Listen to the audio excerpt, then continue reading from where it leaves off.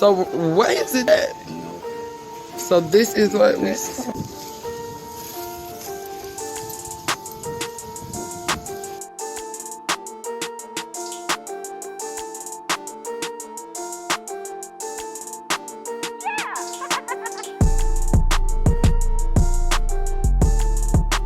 What's up, Earth? It is Kandeaux, the farm plug, checking in with you all today. I'm a native of Chicago, Illinois, the east side, south side, but the east side to be exact. I dwell between anywhere where earth can be walked on and air can be breathed. I find myself there and eating well, might I add. Um, I forgot what else I'm supposed to say because this is always so weird for me doing introductions, and that fell apart so fast. But what I can say is that I am a farm plug. I'm an intersectional advocate.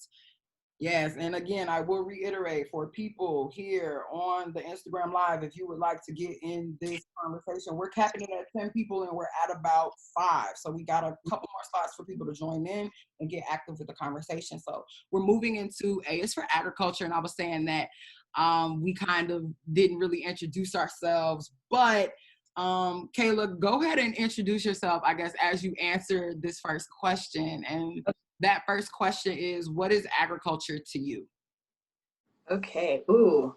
I guess I could introduce myself a little bit first. My name is Kayla Peterson, or better known as Camper K, KP. Some people call me K Pizzle. Any of those things I'll go by. But yeah, I'm from Texas originally, so nature has always been a big thing for me because I'm also from the outdoors country area of Texas, not a big city. So I've always been in tune with nature. So when I think of agriculture, I feel like there's so many different definitions or ideas that come to mind. And so being from Texas, initially, I like to think of, cows, ranging the field, and seeing, large fields of corn and all that stuff. That's what I grew up seeing. But as I'm growing more and I'm learning more about our food system and learning more about agriculture, it's not always that simple, or it's not always that bliss. Definitely, happy cows in the field.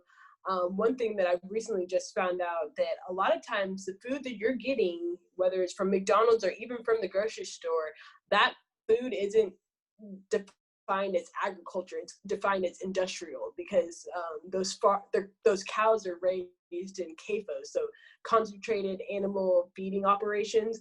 And because it's such a large scale, that is actually considered an industrial system. So a lot of times I want to think of agriculture as this beautiful, fields of grass and hay with cows and cornfields and all that stuff. But a lot of times, definitely when you're dealing with meat, that is dealing with the industrial side of it. And then one more thing I'll say about agriculture is the big aspect of what I think about when I think of agriculture is I think about water, because I'm a water person. And water's always been a big, important issue for me. Water is life. And without water, there wouldn't be food. So just learning more about the demands of water demands of agriculture and how those intersect and how we can better our food system at the same time conserving more water. So that's a little bit about me and how I see agriculture. How about you, Kandeaux? So, when I think of agriculture, I think of, first thing that comes to my brain is the drip is ancestral. I think of, let me see, because I journaled on this. I said abundance and accountability, right? I think about agriculture like food, feeding people is the first thing. So I think about the abundance of the earth to be able to support us and to give us what we need and to sustain us and to be able to keep giving. And keep giving without, in a balance, and that's where the accountability piece comes in, is that if we're accountable for each other and the way that we do things, the way that we extract the things that we need from the earth, then it'll be a more balanced relationship. I feel like agriculture is the epitome of abundance and the perfect opportunity for us to be accountable and to show love for each other. I really had to journal this. I said, food holds stories, lives are in each part of every process. Agriculture is super industrious, and it makes me think of like, sometimes it makes me think of like modern day plantations. And I think that's like, I think about Young Kandeaux, and Young Kandeaux was, I'm from Chicago, right? The East Side, specifically South Side, the people who ain't from here. And growing up here, and then I went to a boarding school in Mississippi. So I remember being in Chicago though, and like making fun of the South and like cracking slave jokes. Like, I ain't going to Mississippi, ain't nothing for me down there but slavery. Like, real ignorant, just real ignorant about all of it. And then when I actually went to Mississippi and I got to experience the open fields, I got to experience horses and food growing everywhere you went, it just really shifted my mindset. And I think it gave me more opportunity to expand my mind. So in two ways, like I think of the modern day plantations with the John Deere tractors, and maybe it's because fruits are mature ovaries, or because I'm a Libra, I also instantly think about indigenous practices, right? So like you said, you got industrial agriculture and then indigenous agriculture. And like for me, I kind of think about both of those things at the same time. Also maybe it's because I'm a woman, that's why I was like, fruits are mature ovaries or whatever. But I just kind of have encompassed, agriculture has been more of my identity lately. I think of a lot of things when I think of agriculture, mainly because I get excited. That's why I had to write stuff down. But it's a whole nother conversation when we start talking about indigenous versus industrial. So I'm gonna stop right there.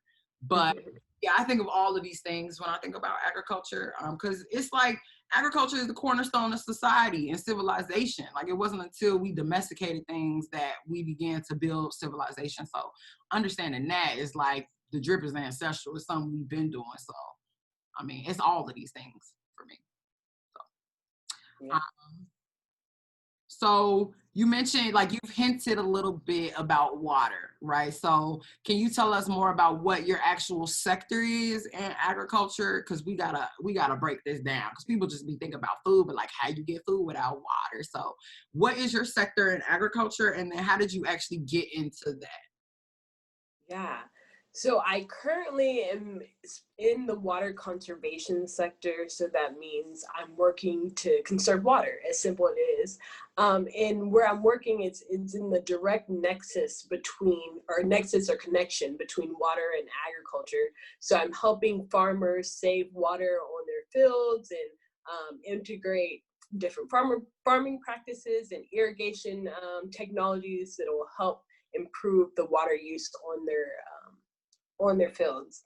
And how I kind of got into this role, me and Kanda, the way we know each other, we went to grad school together, we studied, and I was definitely more specifically focused on water, and she was the ag person. So we're the little nexus of water and ag.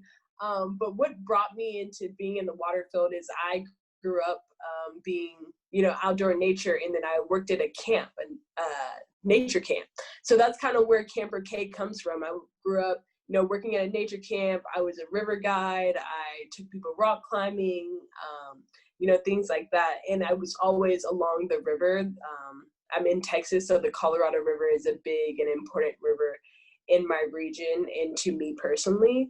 So I feel like it's my love of the river and being outdoors in nature, being in water, led me to go to grad school and get my expertise and get my training. And then, we got to study abroad in Costa Rica, where there's an abundance of water, where Texas kind of has a default, deficit of water, where in Costa Rica, it was raining every day in a couple months, and, there's rivers and beaches and everything. It was amazing. So just, and seeing in the society where there's some areas where they can grow and use rain-fed systems, that's another aspect I'm really passionate about, using the water that the earth provides to grow crops, instead of using piping and industrial ways of managing water. So yeah, that's kind of a overview of my sector and what led me to focus on this. Yeah, G, and it's interesting that you said like the natural way, because typically like with irrigation, it's plastic intensive, like it's hella plastic, and a lot of times that plastic can be left, depending on how big your field is, it could be left out there for who knows how long, right? Years, yeah. No, it don't. Plastic don't just break down, So, um, well, okay, so I guess my sector is somewhere, and this is weird because I'm kind of redefining this as I'm like redefining myself, and the world is everything, ain't nothing permanent right now, So at this moment, my sector within the whole agriculture world, right? So agriculture can be anything from fruits, vegetables, fish, timber, glass, steel, mining, crystals. All of these things are forms of agriculture, right? It's about cultivating the earth for a final product. It involves natural resources. So I see my sector as being like the intersection of regenerative agriculture and then intentional community development. And so because I believe in abundance, I believe that the root of most issues are relationship based. So it's not necessarily what we do, but how we do it. It's not the what, it's the how. And whenever you're dealing with humans, the how is probably going to always be the trip up part. Especially as I began to travel more and get more into my roots. So I have family from Jamaica, and I'm just finding this out like literally as I'm doing my ancestor posters and getting my soul back aligned. I'm finding out I got family from Cuba, from Jamaica, from Panama, from all of like Barbados. Like my mom's mom is from Barbados. Like is that yeah, dude, it's that Let's close. take a trip real quick. Let's take a trip. When things open. We out there. Nah, for real, I wanted to go to Carnival so bad. Like we were supposed to go to Carnival. We were supposed to, man. But yeah, so as I learn more about like myself, and then I've traveled a little bit. So as I traveled around the world, I'm looking like, damn, so everywhere you go on earth, Black people or darker skinned people struggle the most. Everywhere you go on earth, people have their own food. The way that they communicate through food is unique, whether it's through the local flora and fauna that can be found in their specific environment. The way that people sit down and have meals together. Some people eat with their hands. Some people, I remember at my boarding school, I went to school with, it was a hella Ethiopians. Like I really don't know where they came from, but they were there. And they would let us like taste the Ethiopian food for the first time, it's like they would feed it to us. So it was like a whole day we all just getting fed by Ethiopians, and it was just, it was real intimate, kind of freaky almost, I won't lie, but not sexual. It was more intimate than I guess sexual, because you had people feeding you, but it was like them welcoming us into their culture.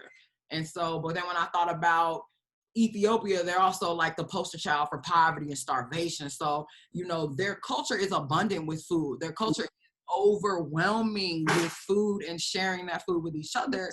But yet all over the world now, they're known as starvation and hunger. So once I started kind of balancing these different narratives for people that looked like me, that I had a connection to, that I felt a connection with, and quite literally through my bloodline was connected with, I kind of had to dive deeper. And then, I was super pro-Black, righteous and everything. So for me, I can't look at police brutality without thinking about food insecurity. I can't think about, the protest, and I support everyone doing that. But for me, it's just hard to kind of like, it's hard for me to want to walk outside and protest in the same way that I used to when I know people are hungry. Like, people protesting, but at the end of the night, you still got to have something to eat, and if you don't have that, then what are we really marching for? How are we really making change if we can't even feed ourselves? So that became like my form of activism. And so when it became that, and earth is on fire right now, it's something that I keep getting into more and more and more. And then, also my grandfather in Chicago, he was a sharecropper from Arkansas. And this is my dad, speaking of which, bringing me something to drink. Thanks, Daddy.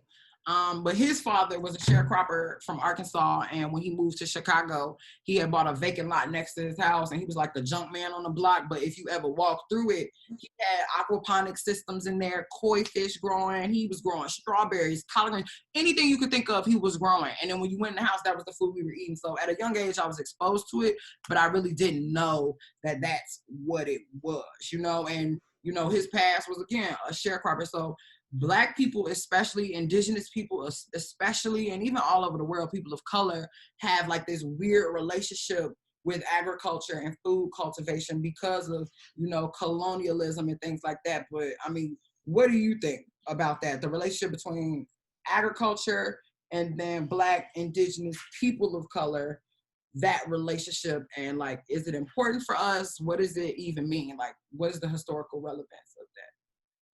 Yeah, that in of itself could be a whole panel, could be a whole 3 hour, 4 hour panel, whole day event.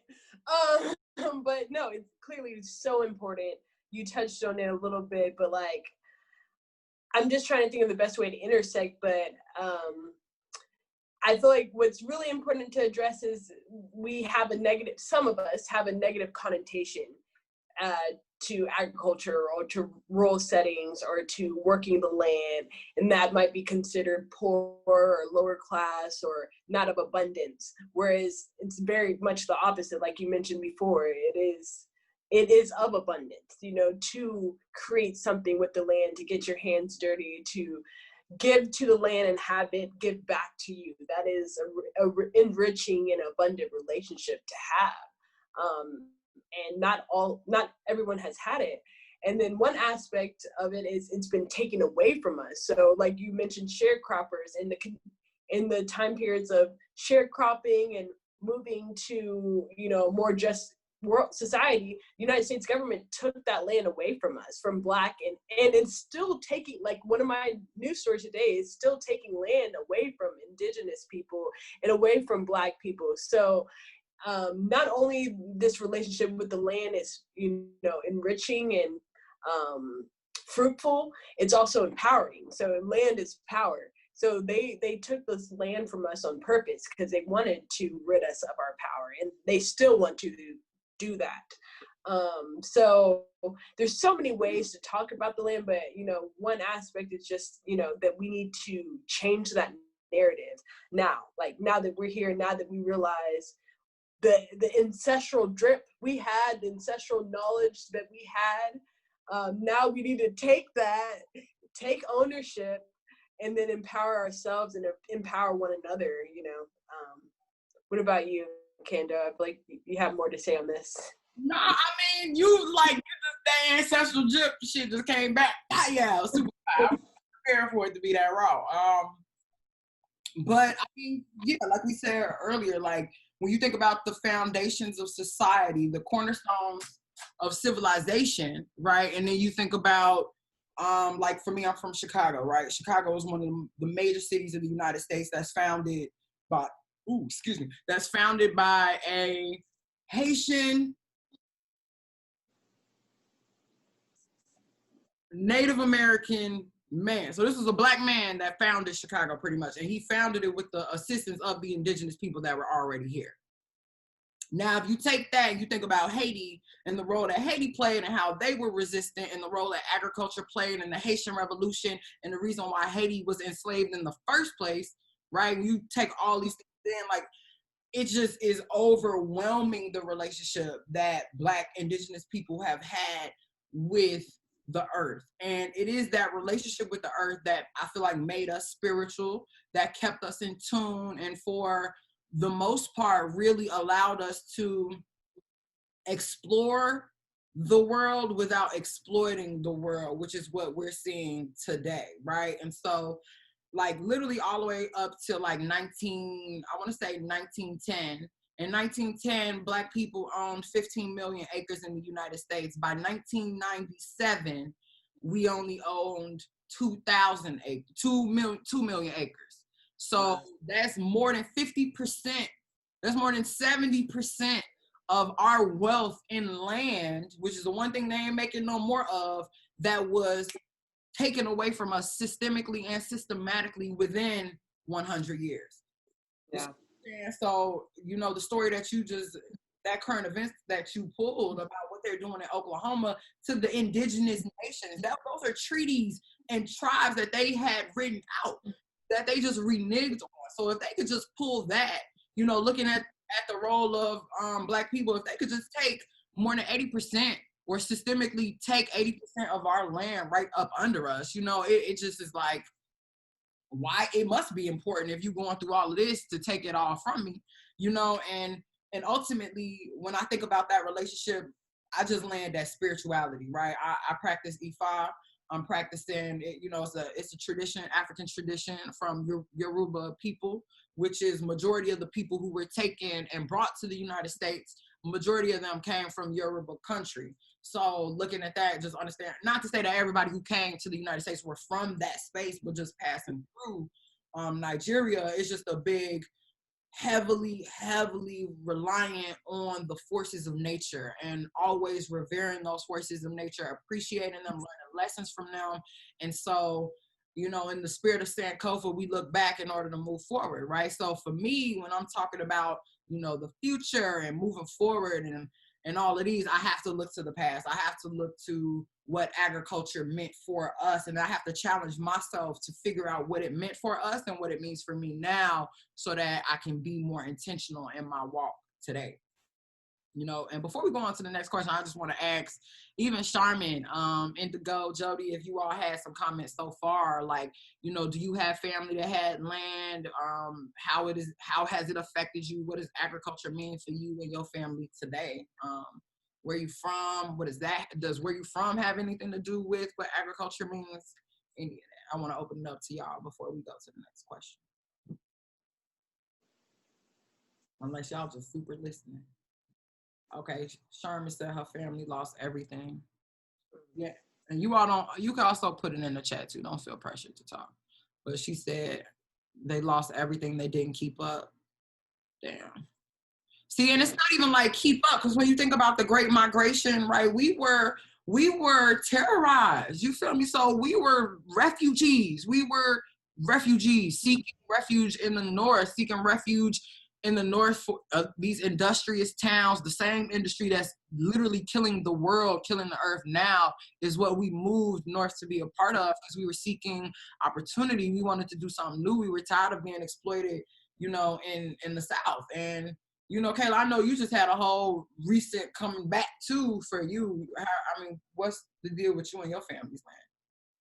Yeah, I was gonna mention too, a big aspect or big shareholder of Black people's land is in inheritance property, and that is like the weakest form of ownership, meaning like the courts and big corporations and people who have money can easily come in and buy that stuff up if there's no one that can pay the legal fees to fight that battle, you know. So the land that I'm discovering that's in my family, it's some of it is actually under this inheritance title.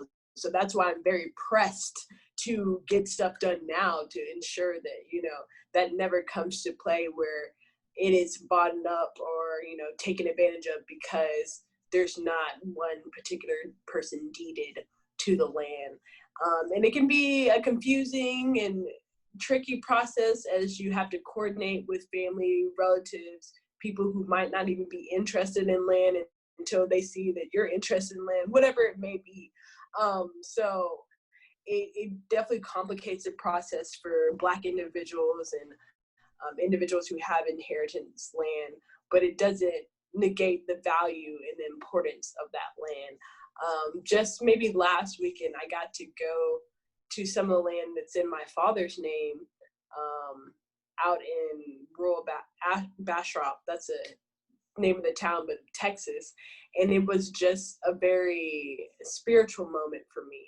Like just to stand and be on land that one of my ancestors bought for himself, a runaway slave from South Carolina to Texas. So it was just like, yeah, it was an amazing moment. And to see my dad out there, and he was really excited to be on the land and to walk around and show me around and the potential that might come of it. Because I know it's something that he's been wanting to invest in, but it just due to being Black in America and not having, that generational wealth, it's harder to invest in land in some situations. So I'm hoping that I can make a change and for the impact for my whole family and for our heritage and inheritance.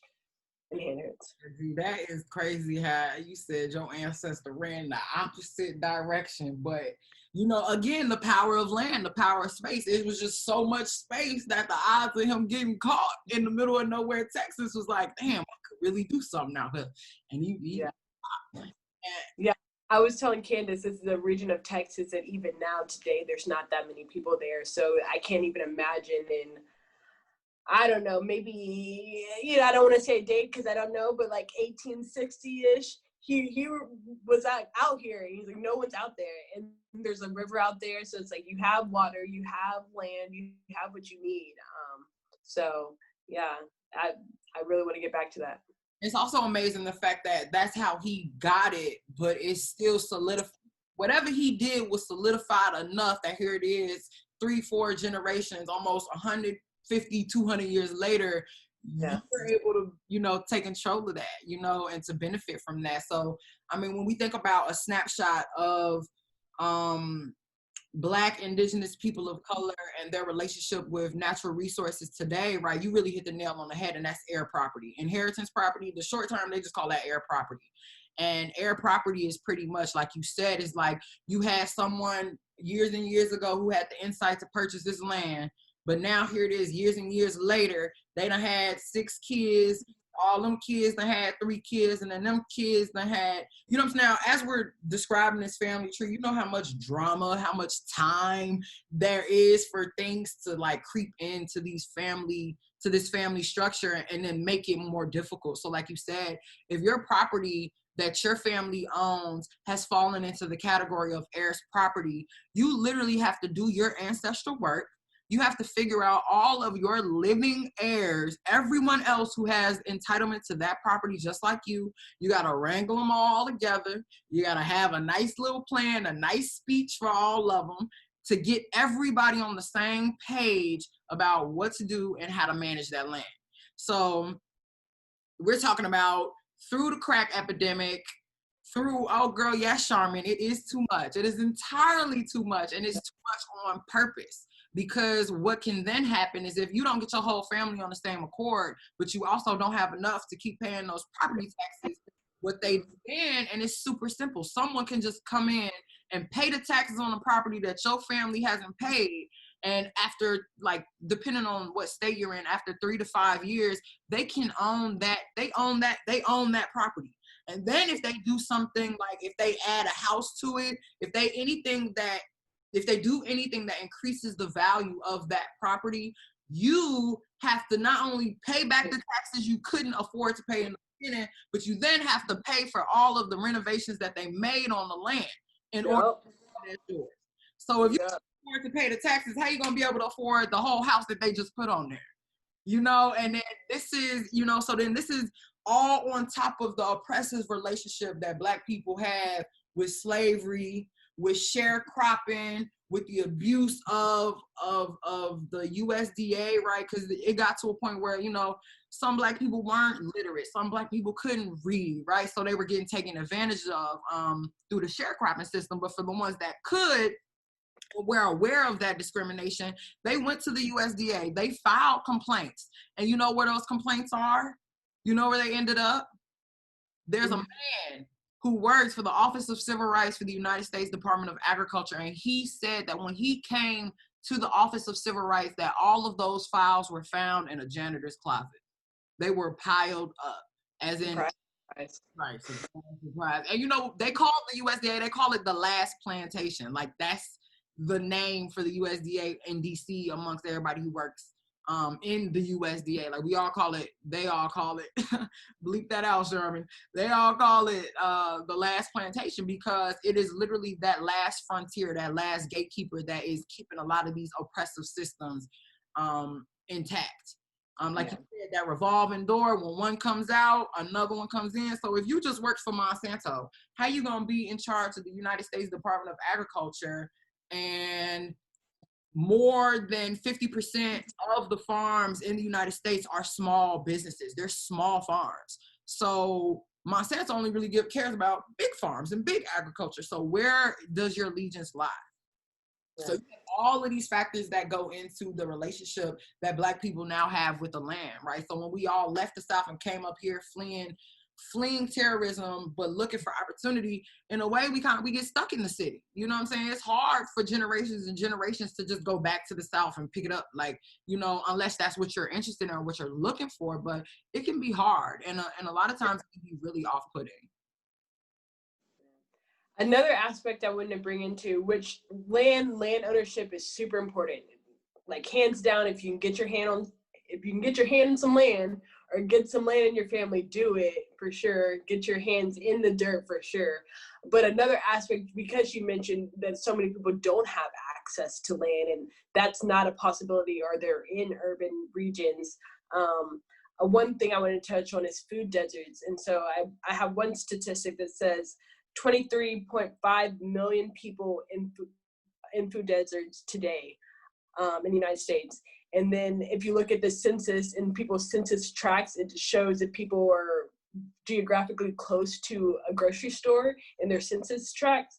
And so only 8% of Black people live with a grocery store in their census tract, where 31% of white adults have a grocery store in their census tract. So this kind of just shows you, even if you don't have access to land, even if we're in Chicago, Austin, DC, whatever city you're in, you might not have access to food, not because of the land issue, but because a grocery store doesn't want to come to your neighborhood because you don't deserve food, or they won't say that verbatim, but you know, you don't meet the educational requirements or the income requirements for them to want to come into your neighborhood and to develop. So we're getting hit from both sides. Like, not only do we don't have access to land to grow our own foods, that we don't even have access to buy healthy foods, because a lot of times what replaces these grocery stores are convenience stores, corner stores. We all know, get hot Cheetos there and a bag of, sweet tea, Arizona tea, but like, is that feeding your body? Is that fueling your body? And I hate talking about nutrition because I don't want to shame these people, because like I said, these grocery stores aren't coming to their neighborhoods. They're not coming to their region. So it's like, I don't want to shame people for eating bad, because that might be the only thing they have access to. So that's another aspect of how we're disenfranchised and removed from the food system. Okay, now as you look, right, I was in a conversation earlier. I don't want to derail too much, but you just really touched on that, right? Food insecurity. I was in a conversation, I was in a webinar earlier, and they were someone had said something about the corner store, and like they alluded to hot chips or something, like if people eat hot chips, then, you know, we should be proud of our cultural foods. And I had made a comment. I was like, hot chips are not cultural for Black people. That is not what red dye 40 is not a cultural staple for community. Fried chicken is not it is a cultural staple, but I was like, hold on, the fried chicken. It is. You're right about that. But Kool-Aid is not a cultural staple for the Black community. What Kool-Aid is a cheap version of tea and fruit drinks and all the bush teas and things that we brought over with us from our indigenous places. It's a cheap version of the herbs and the teas that we would make and that we would drink. So I can see, you know, and I feel like that's part of the issue in the community as well, where it's like this illusion of choice, right? Where it's like, oh, we have the right to eat what we want. Yeah, you definitely have the right to eat what you want, but you also have the right to kill yourself through your fork so that white people don't have to do it for you. And as long as we're accepting these false narratives of what Black food is and what it means to us, as long as we let other people define that for us, then we're still going to be number one for diabetes, still going to be number one for hypertension. And that's not to shame anybody. And I agree with you, I'm not here to body shame. I'm not here to wealth gap emphasize or anything. What I am here to do, though, is to speak the truth around what's actually going on. And so, like Sharman said, like you said, they ain't building no grocery stores in your community, but they definitely building condos. They definitely building all of the infrastructure for a new group of people to move in. And then after those people get there and start spending money, then they're going to bring the grocery store. Then they're going to bring all these things. So while you're sitting here, while we arguing for hot flamers and Arizona juice to be acceptable in the community, they know that that's not healthy. So why are we fighting to put poison into our bodies? And that was just something that, I released it during the conversation earlier. I didn't go in on it, but I really wanted to, because it's so irritating to me when I hear Black people claim that and as our, Well, I mean, I really did want to bring it up, and I don't want to harp it again, but it makes me think, what I'm going to say, the Travis Scott burger, like the fact that we rallying around this month, let me not cuss, but this burger that is, like I said, that meat is probably not even classified. It's agriculture. That meat is from an industrial system, a factory of living animals, honestly. And 2 slices of bread that probably isn't even classified as bread because it's so much sugar in it. I saw that. Explain that. Some people might not have seen it. Yeah, so I don't know who clarified that. I don't know what entity, or was it an agency or scientific research? It was the country of Ireland. Ireland. Oh, okay. I didn't. Yeah, so country of Ireland technically qualified that the bread that you get from Subway, it is not qualified as bread. Like, that's not bread because of the sugar content is too high.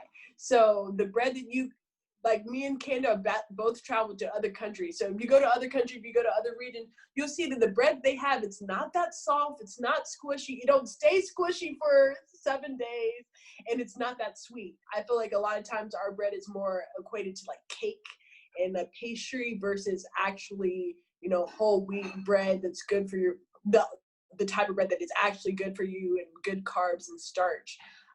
So yeah, like that's what we're promoting. And I'm not saying it's just the Black community, it's definitely throughout the United States, but we are definitely guilty in buying into that. I have an open letter to Travis Scott that I'm going to be releasing yes. this week, because I mean, Travis Scott is so fudgy. Like, it's a Travis Scott beat. It's Cactus Jack when he comes. Ain't no denying that artistry, the complexity, even in some of the simplicity of his beats, is still more fire than what people have been putting out lately. And especially because I'm a Kanye West fan, so I feel like he's super influenced by Kanye West and that future that new age sound. I love that.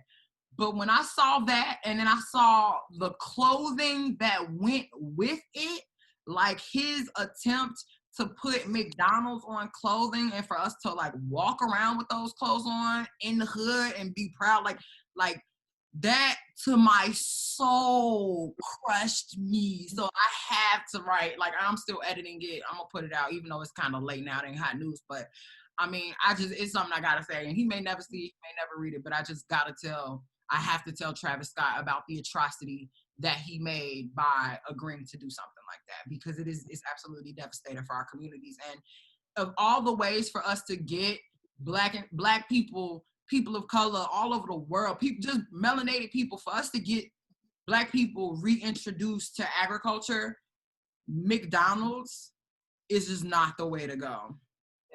And I feel like right now in this pivotal moment where you see this movement and you see this push of encouraging Black people to do urban gardens and do farming and to encourage these, more sustainable and healthy ways of life, like we're going to have this step back, like super step back, like, even Michelle Obama was pushing that stuff when she was in president. Like that was her, main thing. So you would think we were kind of on a good path. We were trying to go this way, but he was like, no, let me ride the coon train this way.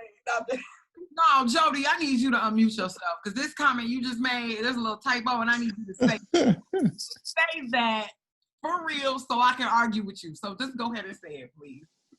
I just feel like Travis Scott isn't influential to like people in the hood or the ghetto or like lower impoverished, like Black, Hispanic, brown, any of those type of people. I feel like all of that, the Travis Scott burger and the collab with the clothing and whatnot, was all for like I don't know necessarily, maybe like middle to upper class, like people of all colors and variations, because I feel like that's what his demographic and community is more so. I think if it was like an artist from like for us, by us, like I don't know, like a Lil Baby or a YG or something that did the collab, then it might be like a different conversation and a different impact that we would see. But like none of my homies have told me about the Travis Scott burger. I learned that from Twitter. Fair. That's fair. Where you from though? Just tell us where you coming from and everything. I'm from South Side, East Side of Chicago, like 79th May, 79th and Yates, whichever, you know.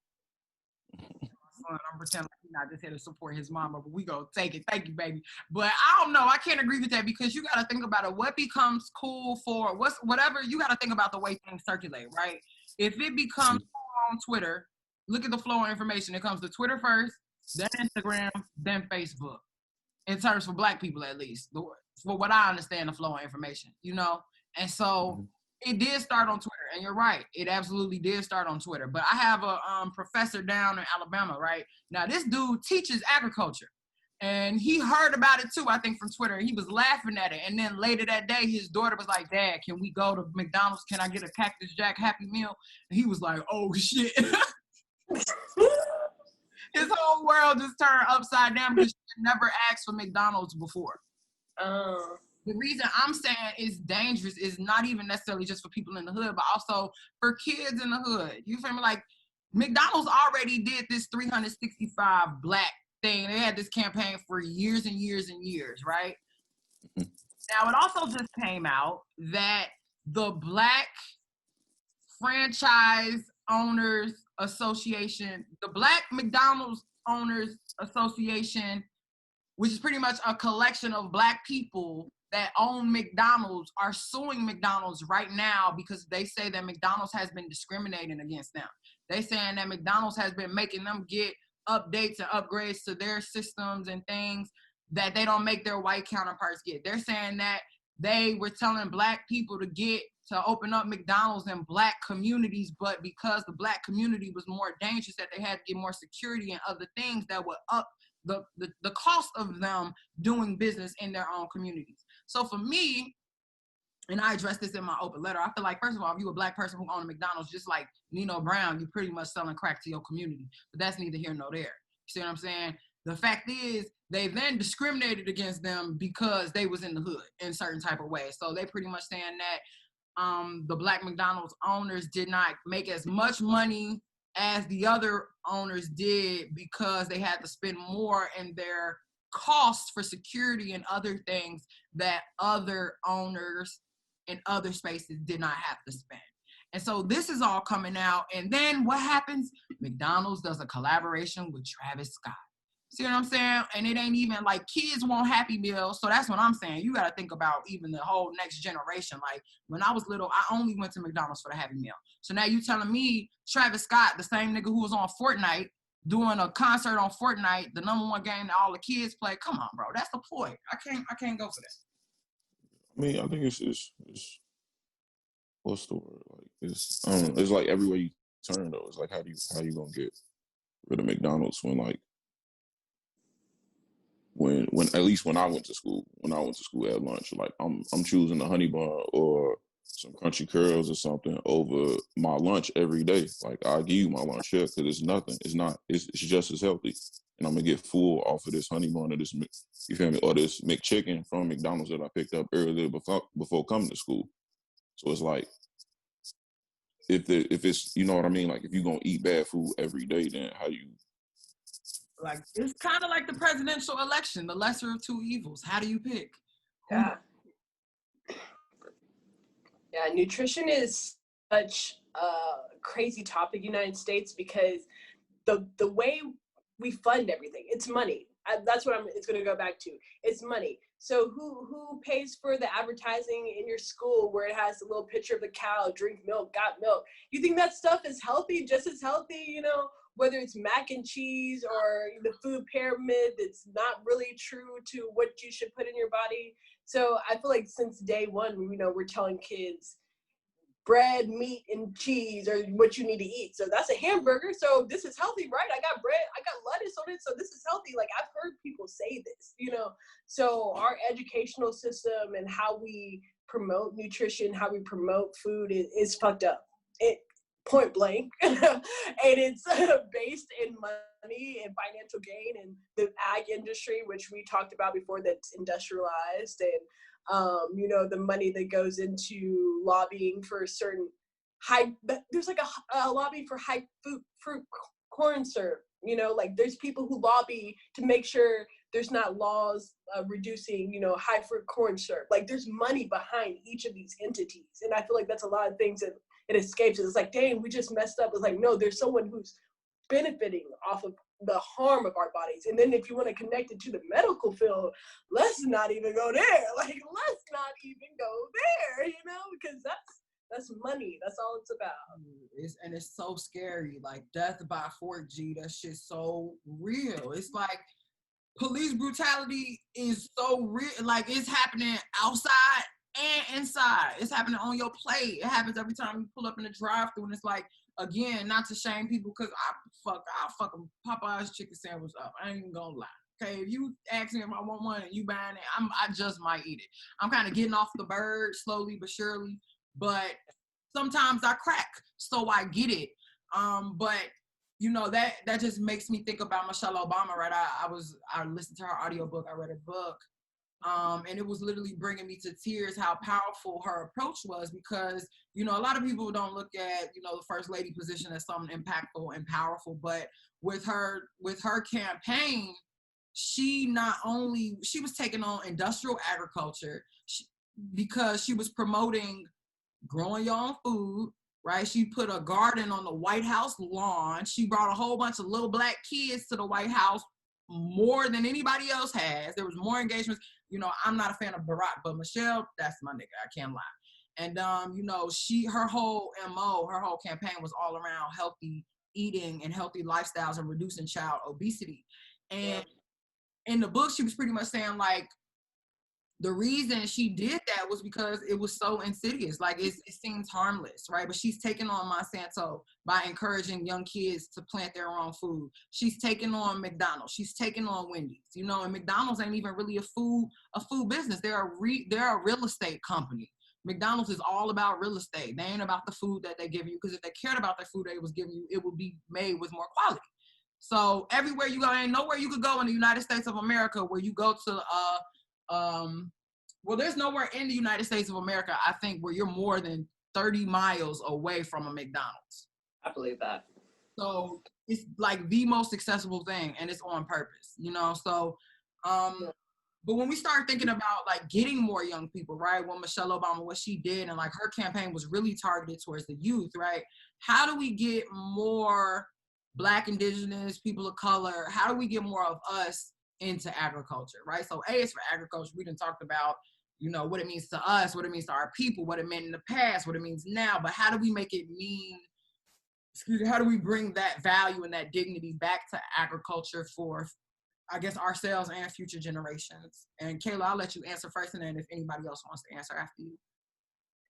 Yeah, I mean, that's a tough question, because there is no right answer, or there's not one right answer, at least for me, you know. Every person's different, everyone's motivation's different, you know, every community is different. What I'm experiencing down here in Austin might be different, completely different from what you're experiencing either in Chicago or Tuskegee, you know. So I guess to symbolize my answer, it's just like finding out the connections for that community, and, you know, whether it's food accessibility. If food accessibility is a main issue, if there's a lot of food deserts, I feel like that's your primary concern, and, you know, helping realize that you don't have to have access to 24 acres to have, you know, good and healthy food to nourish your body. But if another issue might be, you know, pollution or air quality, that I feel like that's another way to intersect, you know, or maybe it's just like mental health. Like, I feel like there's mental health and wellness benefits of being out in the land, working with the land, or just being in nature. So I feel like you just have to find kind of the intersect for that community. And I guess if I'm looking at a community based on an individual base, to see what would be the most valuable asset for that person or for that community. But I mean, on a large scale, like we mentioned before, is having these conversations. Like, you know, us being here right now, me and Kandeaux trying to launch this podcast, trying to, you know, reach out more people and build a community and a network that's throughout the state and potentially global, of Black and Indigenous people and people of color coming together to talk about agriculture and why agriculture is important to us. Like, I feel like that's also top tier, very important. And I'm so thankful that I have a partner and someone else to have these conversations with, because sometimes I feel like I'm crazy. Like I'll be sitting in meetings with my job, my full-time job, or with other organizations, and I'm like, am I the only one who sees this? Am I the only one who's like, Black people need to be farming now, or we need to do regenerative agriculture now, or we need to protect Indigenous people, Indigenous lands, Indigenous waters now? And a lot of times, definitely in all white settings, and we're talking about agriculture, we're talking about the environment, a lot of this urgency isn't here. A lot of this, the equity conversations isn't here. Empowerment isn't a part of the conversation. So just making sure that we have a safe place to talk about these issues as Black people, as Indigenous people, as people of color, I think that's really important. And that kind of goes hand in hand with education, you know, because you can't really educate anyone if you're not willing to talk to them and talk with them, and not just talk down to them. So, you know. Talking at people instead of humanity, humanizing people. Totally. Charmin, Jody, Kwamina, do you guys have any comments around how we can get more Black Indigenous people of color back into earth cultivation, earth work, into agriculture? The kids. You gotta reach the kids or find a way to implement it into like the educational system or extracurricular activities or not, just something that like that they grow up thinking is normal. Because there's a lot of stuff that different generations grow up thinking is normal and it's not. It's just something that their generation faced, but they carried those things and those traits and those morals on solely because it was presented to them in a fashion in which they, you know, it's normal. So if we, you know, push certain things into our school systems and our educational systems, it'll change the future, because everything that we necessarily doing right now is for the future. Change will come in our time, but realistically, it won't be seen until a future generation. So important. Education is like key, major key. So I love that. Yeah, Sharma said put farming back in schools, make it a part of the science curriculum. I agree wholeheartedly. I guess my simplest answer is just we got to meet the people where they are. You know, I was doing a Can I make a statement about that real quick? Go ahead.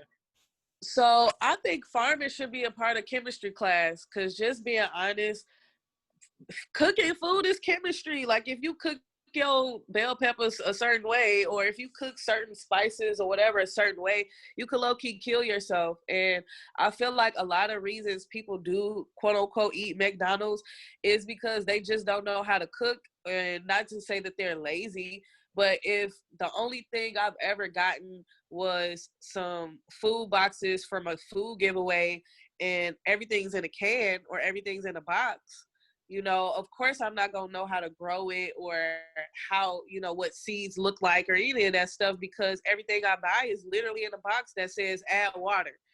You know what I'm saying? And it's like, I feel like that's science in itself. You know what I'm saying? You got to put the right amount of water in for you to get the right amount of milk or whatever you eat it.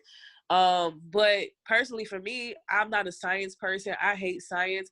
And in school, you got us doing these fucking chemistry projects for what? Like, what are we really learning from these things? Whereas if we took farming, for example, and you literally taught how do you properly pick the soil for a seed, like that's chemistry, yo. And that's something that you don't naturally learn. So that's just my 2 cents. But I just want to hop on there real quick, and I wanted to promote this before, but there's a documentary on Netflix called Kiss the Ground. And it's not perfect because I was saying there's not enough Black people, not enough Indigenous people, but it breaks down the science and the molecular aspect of carbon sequestration and how regenerative agriculture can be the #1 force of mitigating climate change if we actually invested in it. But yes, when me and my brother were watching it, he's like, they should show this in school. So like, if they showed that in school in 9th grade with biology or whatever, like that would be or even younger. I feel like younger kids can understand that. But if anyone's interested in carbon sequestration or regenerative agriculture, they don't know anything about it. The documentary Kiss the Ground is on Netflix. Sorry to hop in there, but I just wanted to. For those who don't know, carbon sequestration, to sequester carbon from the atmosphere. It means to pull the carbon out of the atmosphere, out of the air, and pretty much bury it in the soil, because, you know, we have that relationship with the plants where we exhale, they inhale, we inhale, but they exhale.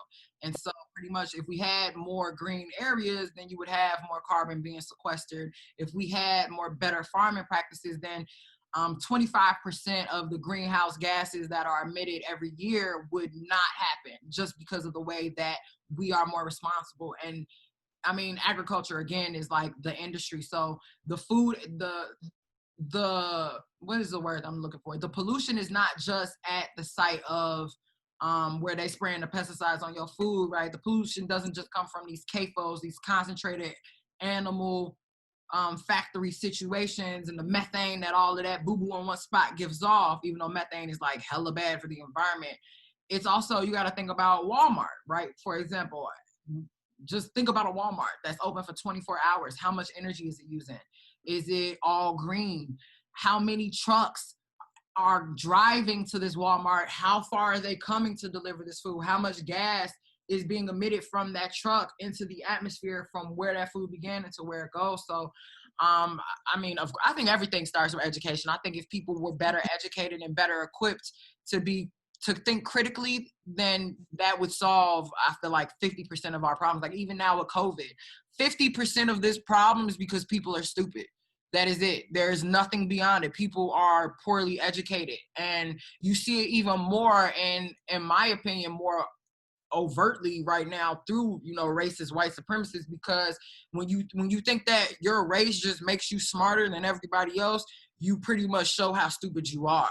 And that's what we're seeing right now with Trump being sick and still trying to parade around acting like he's not sick, and people trying to help him keep up the facade. Is, you know, denial will be the death of the United States, for real. And I think the coronavirus, for us in the climate community and the agriculture community, we've been talking about epidemics. We've been having conversation about pandemics. It's just very sad to see that it has to become real for people to kind of take notice of it. But I do think that, again, education is the perfect place to meet people where they are and to also humble everybody, right? Because we're hosting these conversations not for us to sound like experts, right? Even though we kind of are. No, I don't like the word expert, but even though we've put in time and energy into learning these things, these are things that affect everybody on the face of this earth. So it's something that everybody should be we should all be well versed enough in how the natural world works, because we all exist with it and with it. Yeah. As long, I feel like we should try. The goal is to normalize that, to normalize looking at us as a part of the environment, opposed to in charge of it, exploiters, this rape culture. It extends not only to our bodies, but also to the earth as well. So we have officially hit like an hour and a half, hour 45 minutes. So we are gonna go ahead and start wrapping up. But before we wrap up, did you have an art piece that you wanted to do? Or you don't have to do it now. You could do it later or something. I mean, if everyone's in the mood for that. If anybody else has some art, if you write, if you make music or something like that, if you want to take a moment to share that right now before we wrap up. Thank you. I know what I was going to say real quick, if no one was going to say something, is I definitely super appreciate education in the school setting, and I think it's really important to educate young kids and individuals. And I know that when we educate them, it branches up and they educate their parents and their communities. But also, I don't want us to forget that we can educate our peers. Like, you're never too old to stop learning. Even though there are some hard-headed people out there, people who think otherwise, I feel like, we should still also put in effort and, energy in educating our community, whether they're 25 years old, 55 years old, or 75 years old. It's never too late to, get back in touch with the land, get back in touch with your body, which is a part of the environment. So yeah, I just want to throw that in there. Hey, I'm glad you said that, because the next episode is B, and B is being. So as been, wait, go ahead, say it again. I said we're gonna talk about our bodies, but I'm just our being bodies. Yes, and Earth got a body too. We walk on it every day. You feel me? We breathe it every day.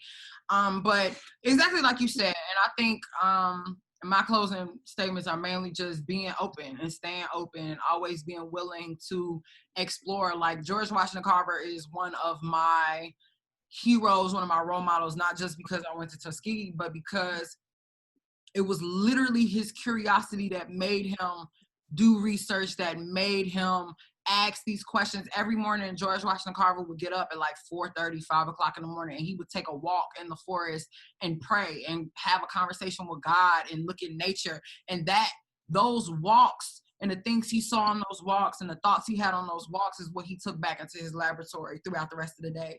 And he just kept asking questions and kept being curious. And so I just hope for everybody to be curious, and to hold your imagination accountable. Hold everyone that you love and you care about, hold their imagination accountable, because for the world to change, for everything that we're going through right now to change and get better and to progress past, the last 50 years, all of that, to get past that, we have to be willing and be courageous enough to imagine a new world and how we want it to look. Not only for our own privilege, for us to be good and be straight, but like imagine a world where everybody's good. Imagine a world where everybody's straight. What does that look like? And what can you do to get closer to that? I think at the end of the day, that's really the conversation that we're trying to start up.